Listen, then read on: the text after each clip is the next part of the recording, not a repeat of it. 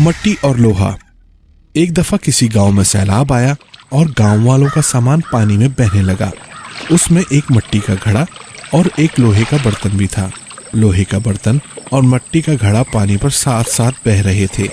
लोहे के बर्तन ने खुश होकर घड़े से कहा, घर छूटने का गम तो मुझे भी बहुत है, मगर ये अच्छा है कि हम एक दूसरे के नजदीक हैं। क्यों भाई घड़े, तुम्हारा क्या ख्याल है? घड़े ने जवाब दिया, तुम्हारा ख्याल ठीक है, मगर मेहरबानी करके मेरे ज्यादा नजदीक ना आना। लोहे के बर्तन ने पूछा, क्यों भाई, इसमें क्या हर्ज है?